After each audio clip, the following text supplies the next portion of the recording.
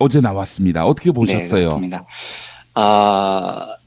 아주 한마디로 요약을 하면 딱 예상했던 만큼만 강력했다라고 저는 아, 평가를 하고 싶습니다. 이 예, 표현이 좀 애매하죠. 예, 무슨 뜻이냐면 예상을 했던 필요한 정책은 다 포함이 됐습니다. 그리고 음, 총평을 하자면 훌륭합니다. 음, 그런데 언론에서는 이 정책이 아주 강력했다고 며칠 전부터 계속 그렇게 이야기를 하고 있었어요. 예, 그런데 그 의견에 대해서 저는 100% 동의하지는 않습니다. 그러니까 음, 이 정책이 예상을 뛰어넘는 파격적인 강력한 정책이라는 느낌은 들지 않았다는 거죠. 예, 예상했던 범주 안에 거의 들어와 있었습니다. 이건 제가 부정적인 평가를 드리는 게 아니고요. 음, 말씀드렸듯이 예상했던 만큼 적절했다라는 이야기입니다. 음, 적절한 대책이었던 반면에 남겨둔 카드도 분명히 지금 섞여 있습니다. 아, 그러니까 문재인 정부는 부동산 정책에 대해서 쓸 수 있는 카드를 이번에 다 쓰지 않았다는 거죠. 여력이 더 어, 있습니다. 예, 이 정도 강도로 정책을 내놓고 시장 상황을 지켜볼 것 같아요. 음, 그래서 예상했던 것만큼 부동산 시장이 안정되지 않으면 음, 이제 다음 카드를 꺼낼 수도 있다는 겁니다. 아마 보유세 같은 더 강력한 정책들이 이제 아직 여전히 문재인 정부에게는 남아있죠. 예, 그런데 언론에서는 왜 이걸 며칠 전부터 엄청난 고강도 정책이라고 조금 호들갑을 섞어서 평가를 했는지에 대한 것부터 좀 짚어보겠습니다. 예, 아마 그 이유는 이번에 발표되는 정도도 너무 세니까 이제 좀 그만하세요. 잘못하면 부동산 시장이 다 죽을지도 몰라요. 라는 어, 부동산 시장이 죽지 않기를 바라는, 더 냉정히 말하면 부동산 시장이 조금 더 뜨거워졌으면 하는 바람이 섞여 있는 것 같다는 느낌이 듭니다. 네. 그래서 언론이 이번에 표현을 하고 있는 고강도 대책, 뭐 파격적 대책 이런 단어에는 너무 구애받지 않으셨으면 좋겠습니다. 제가 음, 보기에는 적절한 수준의 예상만큼의 강도의 대책이었고, 이명박근혜가 투기판으로 만들어 놓은 부동산 시장을 정상화시키는 첫걸음이다. 기본적 조치가 발동됐다. 이렇게 평가를 합니다. 예, 그리고 말씀드렸듯이 문재인 정부에게는 보유세 등등 여러 장의 카드가 더 남아 있습니다. 이 정도 정부의 시그널을 보고 투기 세력들이 부동산 투기판에서 발을 빼는지 아니면 더 버티는지를 좀 지켜봐야 될 것 같습니다. 음, 뭐 세세한 대책까지는 다 아실 필요는 없을 것 같고요. 대략 중요한 것만 짚어보면은요. 서울 전 지역, 경기 과천, 세종시 여기를 투기 과열지구로 지정을 했습니다. 그리고 강남 4구를 비롯한 서울 11개구를 투기 지역으로 지정을 했고요. 투기 과열 지구라는 거는 여기에 지정이 되면 굉장히 다양한 규제가 시작이 됩니다. 예, 대표적인 게 분양권을 못 팔아요. 분양권만 따내고 이걸 이제 가격을 튀겨서 파는 행위를 분양권 전매라고 하는데 예, 이 행위가 사실상 중단이 되게 됩니다. 그리고 투기과열 지구에서는 부동산을 구입을 할 때 자금 출처를 굉장히 상세하게 규명을 해야 돼요. 그러니까 출처가 어두운 자금으로는 이제 부동산 투기를 못하게 되는 거죠. 강남 4구와 서울 11개구가 투기 지역으로 분류가 됐는데 이건 투기 과열 지구보다도 조금 더 강력합니다. 그래서 부동산 가격이 급등한 지역을 투기 지역으로 지정을 하는데 여기에 걸리면 양도소득세를 내는 방식이 완전히 달라집니다. 뭐 복잡한 음, 것까지는 다 아실 필요가 없는데 이 투기 지역에 지정된 곳에서 아파트나 땅을 사가지고 팔아서 엄청난 차익을 누렸다 이러면 평소에 내야 되는 양도소득세보다도 훨씬 더 많은 양의 세금을 물게 됩니다. 그러니까 투기가 아무래도 많이 제한이 되겠죠. 두 번째로 살펴볼 규제는 다주택자에 대한 강력한 규제입니다. 근데 이건 굉장히 합리적인 게요. 김현미 국토교통부 장관도 그렇고 문재인 정부의 부동산 정책 기조도 그런 겁니다. 그리고 저도 여러 차례 방송을 통해서 말씀을 드렸지만 근본적인 철학은 집은 투기 자산이 아니라는 거예요. 시민들이, 민중들이 머리 하나 편히 누울 주거 공간이어야 된다는 겁니다. 그렇다면 아주 특별한 경우가 아니라면 집이 두 채 이상 있을 필요가 없는 거죠, 사실은요. 음, 집이 두 채 이상 있다는 건 적어도 한 채는 주거 공간으로 사용하고 있지 않다는 뜻이잖아요. 그러니까 이거는 결국 투기 수요로 보겠다는 거고 이걸 막겠다는 겁니다. 그래서 이번 정부 발표에 따르면 내년 4월부터요. 2주택 이상 다주택자가 주택을 팔 때 아주 몇 가지 예외 조항을 빼고 나면은요. 수익금에 대해서 이것도 세금을 강력하게 매깁니다. 뭐 양도소득세 중과세라고 부르는데요. 이것도 굉장히 적절한 방침입니다. 두 채 이상 가지고 있어서 집을 한 채를 사고 팔아가지고 엄청난 수익을 얻었다면 그건 투기일 가능성이 굉장히 높다고 보는 거죠. 음, 세 번째 골자는 대출을 규제하는 겁니다. 이것도 뭐 상세한 내용까지는 아실 필요가 없는데 실수요자가 아닌 경우에는 이제 집을 담보로 대출받는 걸 굉장히 강하게 규제를 하겠다는 내용입니다. 뭐 집을 담보를 걸 때 담보를 받아주는 비율이나 아니면은 이제 이 사람이 내세우는 평균 소득 뭐 이런 것들을 쭉 보는데 예. 그 소득을 보고 최소한 얼마를 빌려주세요 하고 요청을 했을 때 과거보다 대출 금액을 한 10%가량 낮춰서 대출을 해줄 겁니다. 이제 물론 여기서 서민이나 실수요자들은 이 규제를 적용받지 않아요. 그러니까 그런 건 걱정을 안 하셔도 되고요. 어쨌든 대출을 규제함으로써 투기를 막겠다는 의지를 분명히 했습니다. 대략 이 세 가지가 큰 골자인데요. 전체적으로 이번 대책이 주는 메시지는 굉장히 분명합니다. 예. 주거할 목적으로만 집을 사라는 거예요. 그러니까 집 2채, 3채씩 끼고 집 사고 팔아서 돈벌이 할 생각하지 말라는 게 이번 대책의 핵심 요지로 보이고요. 이 요지에 대해서는 당연히 저도 굉장히 동의를 합니다. 요까지가 이제 대략적으로 발표된 파리 부동산 종합 대책을 살펴본 거고요.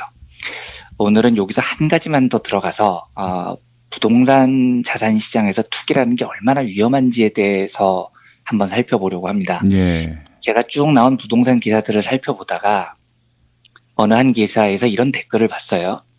야, 사회주의 빨갱이 국가냐? 내 돈 내고 내 집 사겠다는데 왜 규제를 하고 지랄이야? 뭐 이런 댓글이 있더라고요. 근데 상당히 간단한 악플 같은데 의외로 이 논리에 대응을 못하는 때가 굉장히 많아요. 그러니까 아니 내가 선택해서 내가 투자했는데 망해도 내가 망하고 흥해도 내가 흥하는 거지. 왜 내 돈 내고 집 사겠다는데 규제를 해? 이 아주 간단한 자유주의적 논리인데 부동산 시장에서 이 논리의 허점을 정확히 알아야 부동산 문제에 대한 올바른 생각을 쌓아갈 수가 있습니다. 실제로 예를 들어서 지금 이제 실제로 강남 한 30평형 아파트가 10억을 넘어섰다고 하죠. 제가 어제 대충 시세표를 살펴보니까 30평대 아파트가 17억 하는 것도 있더라고요. 근데 이제 이건 어떻게 형성된 가격이냐? 30평짜리 아파트의 실제 가치하고 무관하게요. 순전히 수요와 공급에 의해서 자산 가격은 결정이 되는 겁니다. 그러니까 누군가가 30평짜리 아파트를 내가 15억에 살게. 그래? 그럼 난 15억에 팔게. 이렇게 거래가 되면 그 30평짜리 아파트의 실제 가치가 얼마이건 아무 상관없이 그 아파트 가격은 15억이 돼버리는 겁니다.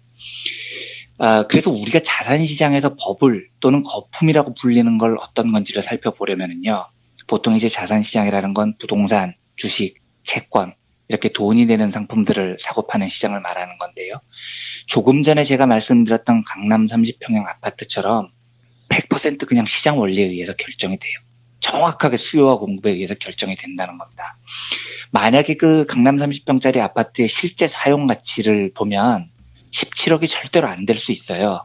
뭐 예를 들면 직장도 강남에 많고 문화시설도 많고 교통도 편하고 쇼핑도 자주 할 수 있고 이런 걸 종합해 봤을 때 지방보다는 조금 더 높게 쳐줄 수 있어. 그래서 실제 가치는 한 4억 원 정도 볼 수 있겠다. 요렇게 이성적으로 판단을 아무리 해도 가격은 어떻게 결정이 되냐면 나 15억 줄게 내놔. 그래 나 15억에 팔게. 이렇게 해서 거래가 형성이 돼버리면 팔리는 겁니다. 그러니까 이성적으로는 한 4억 원짜리 실제 가치가 있는 게 15억으로 팔리는 경우가 자산시장에서는 비일비재하다는 거죠. 예. 주식시장도 마찬가지입니다. 우리 증시에서 이제 역사적인 버블, 투기라고 불렸었던 때가 1999년, 2000년이었었는데요. 이때 이제 IT 버블이라는 게 굉장히 유명했었습니다. IT 간판만 달고 있으면 코스닥에서 뭐 주가가 엄청나게 올랐을 때였어요. 그래서 그때 기억이 나는데 식당 네. 이름이 벤처 식당이었어요. 참신하네요. 예, 훌륭합니다, 진짜. 네. 근데 그때 그 벤처 식당이라는 게 생길 정도로 벤처가 유행을 했었을 때 그 중에서도 가장 주목을 받았던 회사가 새롬기술이라는 회사가 있습니다. 아, 그래요. 예, 그 네. 새롬 데이터맨 뭐 이런 거였죠. 네, 그리고 실제로 이 회사가 엄청나게 떴었던 건 다이얼패드라고요. 세계 최초로 무료 인터넷 전화를 할 수 있게 인터넷으로 할 수 있는 기술을 개발을 했다는 걸 발표를 하면서 대박이 터졌었어요. 이 회사가 1998년 8월에 주식시장에 상장을 할 때요. 상장했던 가격이 2,300원이었습니다. 그런데 2000년 2월에요. 1년 6개월 만이죠. 주가가 30만 원을 넘어섰습니다. 2,300원짜리가 30만 원이 된 거예요. 120배 넘게 오른 거죠. 물론 이제 이게 나중에 주식이 박살이 납니다. 거품이라는 게 밝혀져서요.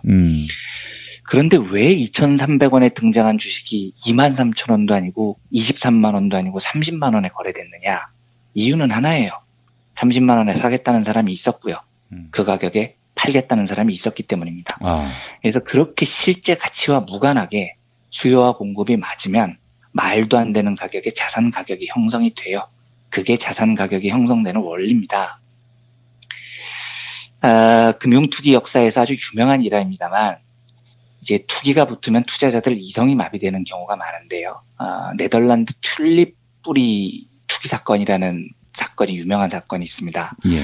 그 일예화가 1930년대 그 네덜란드가 무역을 많이 할 때 무역을 시켰던 상인의 집에 배로 장사를 했던 이 상인이 이제 자기 선주, 그러니까 상인 주인에게 보고를 하러 온 겁니다. 이번에 배를 끌고 가서 장사를 어떻게 했는지요. 그랬더니 이 선주가 아유 진짜 수고했다. 돈 많이 벌어줘서 고맙다 하고 칭찬을 해주면서 귀한 연어를 상으로 줬다는 거예요. 그래서 이제 선원이 기분이 좋아져가지고 그 집에 나오는데 창가에 양파가 하나 있었더라는 거죠. 그래서 야, 이 양파를 연어에는 양파지 이러면서 이걸 곁들여 먹어야 되겠다고 그 양파를 들고 나갔다는 겁니다. 그래서 이제 가족들하고 연어하고 양파를 맛있게 먹었다는 거죠. 다음날 그 선원이 이제 감옥으로 붙잡혀갑니다. 제목이 뭐냐면 튤립 뿌리 절도죄라는 겁니다. 그 선원이 들고 나온 게 안타깝게도 양파가 아니고 샘퍼 아우구스투스라는 튤립 뿌리였어요. 그리고 그 튤립 뿌리의 가격이 얼마였냐면 그 당시에 황소 30마리 가격하고 맞먹을 정도로 올라 있었습니다. 이런 유명한 일화가 있습니다. 그러니까 튤립 뿌리라는 건 말 그대로 튤립을 피우는 뿌리일 뿐입니다. 아무것도 다른 용도가 없어요. 그런데 17세기 초반의 네덜란드에서는 갑자기 무슨 바람이 불었는지 튤립 뿌리가 큰 인기를 끈 겁니다. 그래서 돈 많은 사람들이 이 귀하다는 튤립 뿌리를 하나둘씩 사모으죠. 그러니까 수요가 공급보다 많아지니까 가격이 올랐겠죠. 그러니까 가격이 오르니까 사람들은 야 저거 사두면 가격이 올라서 돈을 벌 수 있겠다 싶어서 더 달려들겠죠. 그럴수록 튤립 뿌리 가격이 더 오르죠. 이 과정을 반복하다 보니까 사실 기능이라고는 튤립 꽃송이 하나 피게 하는 역할밖에 못하는 튤립 뿌리가 황소 30마리 가격까지 치솟아 버린 겁니다. 근데 지금 들으면 정말 황당한데 자산시장에서는 이런 황당한 일이 수차례 반복이 됩니다. 투기가 시작이 되면 사람들 눈이 멀어버리는 거예요.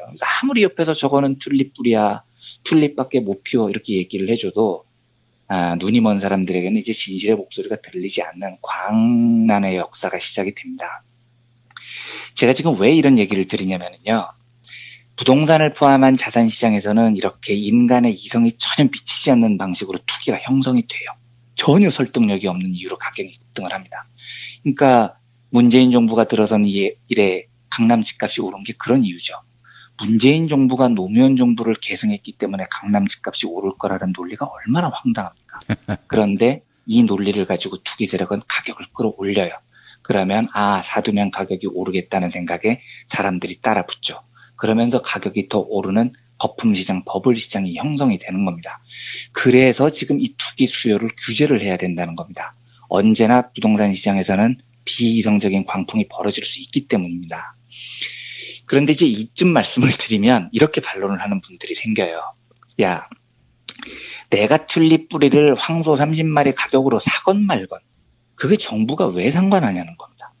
망해도 내가 망할 건데 왜 사람들의 사적 거래를 정부가 규제하냐. 이게 이제 자유주의자들의 반론인 거죠. 부동산 시장 규제 완화를 바라는 대부분의 토건 세력들 그리고 토건 세력들로부터 받는 광고로 연명하는 언론들이 주장하는 것도 이런 거예요.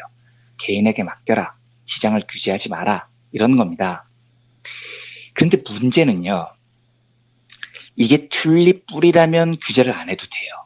그러니까 튤립 뿌리 하나를 황소 30마리 가격에 주고 사는 멍청한 행위는 그 사람이 책임을 져야 되는 겁니다. 그러니까 이제 그 사람이 나중에 망하면 그 사람이 망하는 거죠. 1999년, 2000년 우리나라 IT 버블도 비슷한 겁니다. 예, 이때만 해도 IT 버블이 나중에 꺼지면서 증시에 굉장히 나쁜 영향이 있었고 손해를 본 개인 투자자들도 굉장히 많았어요. 그런데 결국 투자라는 건 자기 책임이거든요. 새로운 기술 같은 껍데기밖에 없는 회사 주식을 30만 원에 누가 사서 쪽박을 찼다면 안타깝지만 그건 그 책임은 그 주식을 그때 산 사람이 지는 겁니다. 그걸 국가가 보상을 해줄 이유도 없고 국가가 규제를 할 이유도 없는 거예요. 근데 문제는 지금의 부동산 시장은 튤립불이나 2000년 IT 버블하고는 완전히 다른 자산 시장이라는 데 있습니다. 튤립불이나 IT 버블은 순전히 개인 돈으로 투자를 하는 겁니다. 그래서 망해도 개인이 망하는 겁니다. 2000년만 해도 주식담보대출 이런 게 그다지 활발하지 않아서 대부분 투자자들이 주식 투자를 자기 돈으로 했어요. 그래서 망해도 자기 혼자서 망했습니다. 그런데 21세기 들어서면서 금융이 굉장히 발달을 해서 대부분의 자산시장, 특히 부동산 자산시장은 더 이상 개인 돈으로만 투자를 하는 시장이 아니게 돼버린 겁니다. 이래서 규제가 필요한 겁니다. 그러니까 쉽게 생각을 해보시면 요즘 누가 집을 살 때 자기가 평생 모은 돈만으로 집을 삽니까? 다 은행 대출 끼고 사잖아요. 그렇죠. 초대형 건물을 사고 팔 때도요. 가끔 가다가 외국계 투기자본들이 와서 한국 빌딩들을 막 몇천억에 사들이고 이런 게 뉴스에 나와요. 그러면 와 역시 투기자본들은 돈이 많구나 이런 생각이 듭니다. 그런데 아니에요. 얘들도 다 대출 끼고 사는 겁니다. 부동산 매매는 거래 규모가 워낙 커서 금융권 대출이 안 끼는 경우가 거의 없어요. 이러면요. 아니 내 돈 내고 내가 투기하겠다는데 나라가 웬 상관이야. 망해도 내가 망해. 이런 논리가 말이 안 돼 버리는 거예요. 튤립 투기는 망하면 너만 망해요. 그런데 지금 부동산 자산 시장에서 거품이 꼈다가 이게 와르르 무너지면요. 투자한 투기꾼 너님만 망하는 게 아닙니다. 은행이 딸려가서 망해버립니다. 8억 대출 끼고 강남 30평 아파트를 15억 내고 산 사람이 있는데 이 강남 아파트 30평짜리 아파트가 사람들이 이성을 찾고 저 가격은 3억 원쯤이 적절해 하는 생각이 확산되면서 가격이 3억 원으로 떨어졌다고 생각을 해보십시오. 10억을 투자했고 그중 빚이 8억인 사람, 이 사람 혼자 망하는 게 아닙니다. 은행도 같이 말려 들어가는 거예요. 빚을 어차피 못 받게 되니까요. 그래서 전반적으로 부동산 투기가 꺼지면 이걸 제대로 규제를 하지 않으면 은행들이 줄줄이 엮여서 망합니다. 그리고 은행이 망하면 나라가 거덜이 나요. 그러니까 한 나라가 경제가 거덜이 났다는 극단적 표현을 언제 쓰느냐? 은행이 망했을 때 씁니다. 그렇죠. 제가 이걸 현실을 과장하는 게 아닙니다. 이런 일이 불과 9년 전에요.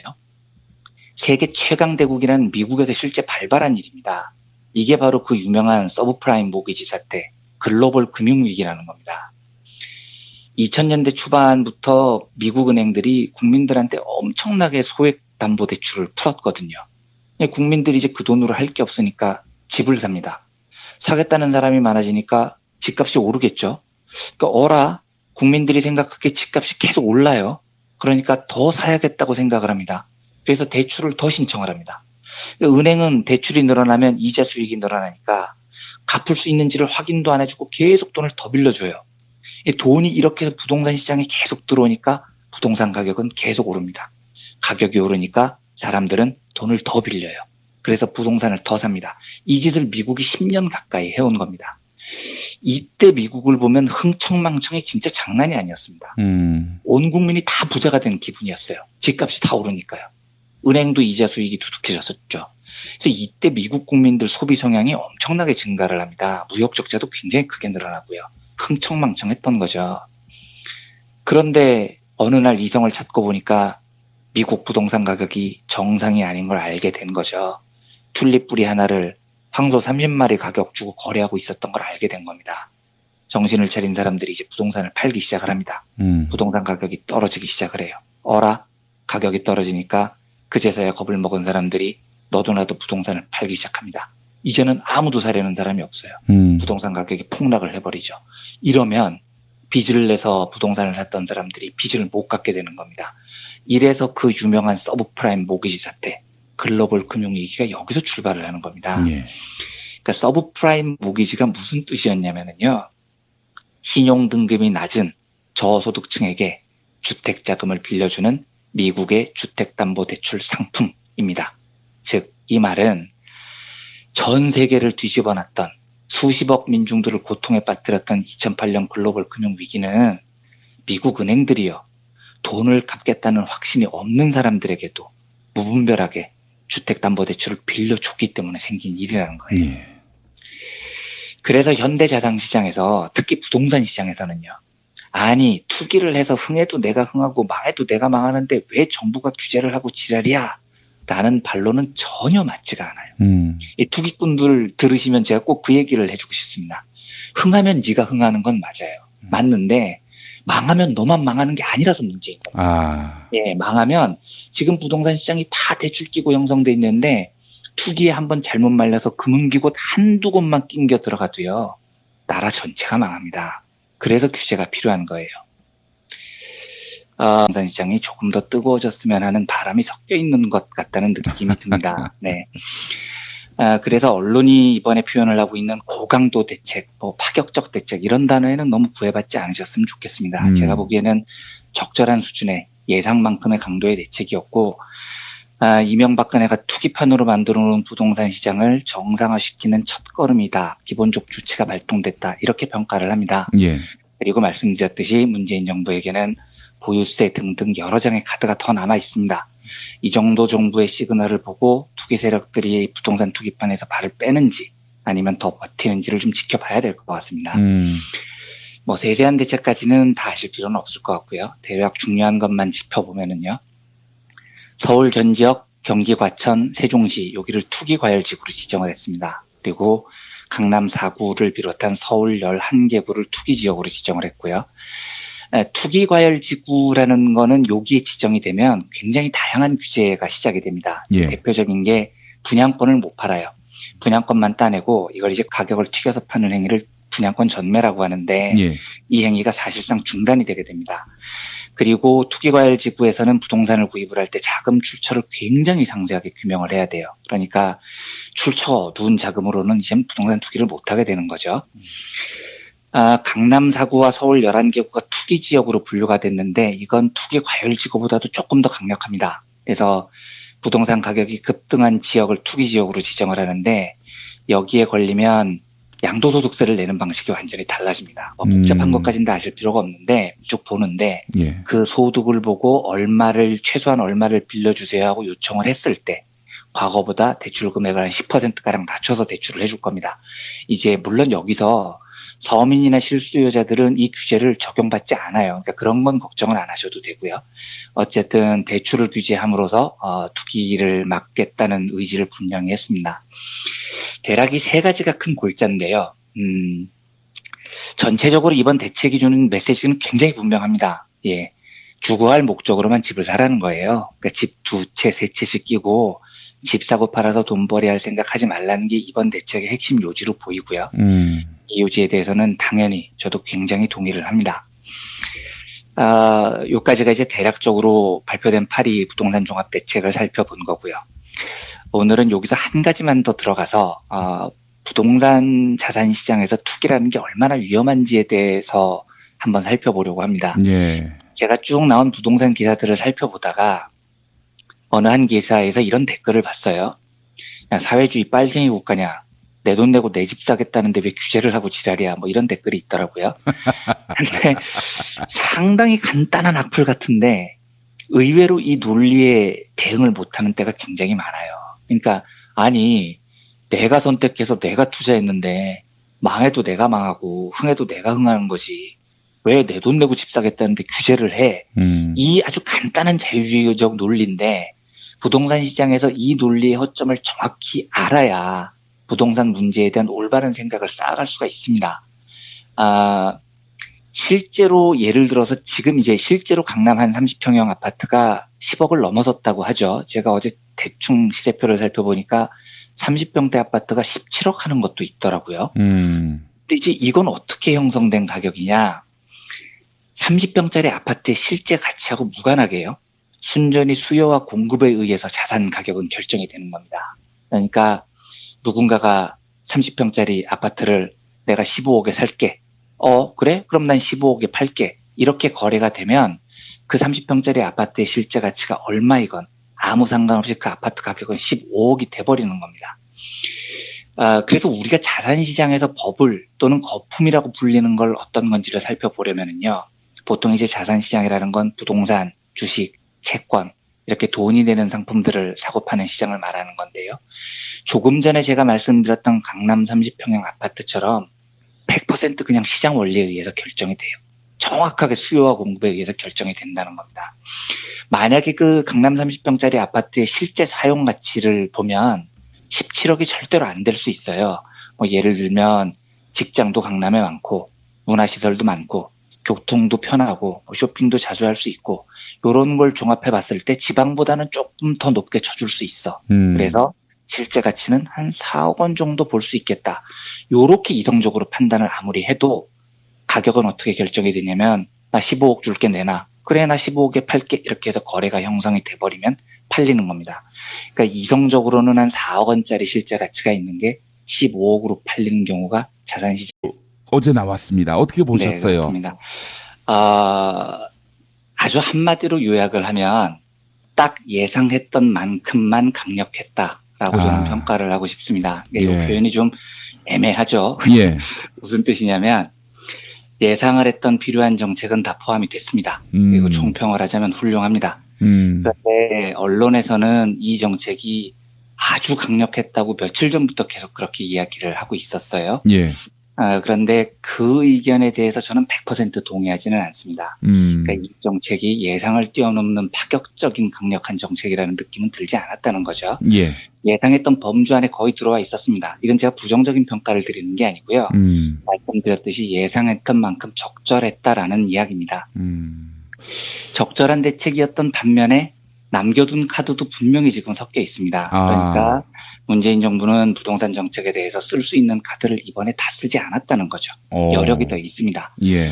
이 정도 강도로 정책을 내놓고 시장 상황을 지켜볼 것 같아요. 그래서 예상했던 것만큼 부동산 시장이 안정되지 않으면 이제 다음 카드를 꺼낼 수 있다는 겁니다. 아마 보유세 같은 더 강력한 정책들이 이제 아직 여전히 문재인 정부에게는 남아있죠. 예. 그런데 언론에서는 왜 이걸 며칠 전부터 엄청난 고강도 정책이라고 조금 호들갑을 섞어서 평가를 했는지에 대한 것부터 좀 짚어보겠습니다. 예. 아마 그 이유는 이번에 발표되는 정도도 너무 세니까 이제 좀 그만하세요. 잘못하면 부동산 시장이 다 죽을지도 몰라요. 라는 부동산 시장이 죽지 않기를 바라는, 이제 더 냉정히 말하면 이 투기 지역에 지정된 곳에서 아파트나 땅을 사가지고 팔아서 엄청난 차익을 누렸다 이러면 평소에 내야 되는 양도소득세보다도 훨씬 더 많은 양의 세금을 물게 됩니다. 그러니까 투기가 아무래도 많이 제한이 되겠죠. 두 번째로 살펴볼 규제는 다주택자에 대한 강력한 규제입니다. 근데 이건 굉장히 합리적인 게요. 김현미 국토교통부 장관도 그렇고 문재인 정부의 부동산 정책 기조도 그런 겁니다. 그리고 저도 여러 차례 방송을 통해서 말씀을 드렸지만 근본적인 철학은 집은 투기 자산이 아니라는 거예요. 시민들이, 민중들이 머리 하나 편히 누울 주거 공간이어야 된다는 겁니다. 그렇다면 아주 특별한 경우가 아니라면 집이 두 채 이상 있을 필요가 없는 거죠, 사실은요. 집이 두 채 이상 있다는 건 적어도 한 채는 주거 공간으로 사용하고 있지 않다는 뜻이잖아요. 그러니까 이거는 결국 투기 수요로 보겠다는 거고 이걸 막겠다는 겁니다. 그래서 이번 정부 발표에 따르면 내년 4월부터요. 2주택 이상 다주택자가 주택을 팔 때 아주 몇 가지 예외 조항을 빼고 나면은요. 수익금에 대해서 이것도 세금을 강력하게 매깁니다. 양도소득세 중과세라고 부르는데요. 이것도 굉장히 적절한 방침입니다. 두 채 이상 가지고 있어서 집을 한 채를 사고 팔아가지고 엄청난 수익을 얻었다면 그건 투기일 가능성이 굉장히 높다고 보는 거죠. 세 번째 골자는 대출을 규제하는 겁니다. 이것도 상세한 내용까지는 아실 필요가 없는데 실수요자가 아닌 경우에는 이제 집을 담보로 대출 받는 걸 굉장히 강하게 규제를 하겠다는 내용입니다. 집을 담보를 걸 때 담보를 받아주는 비율이나 아니면은 이제 이 사람이 내세우는 평균 소득 이런 것들을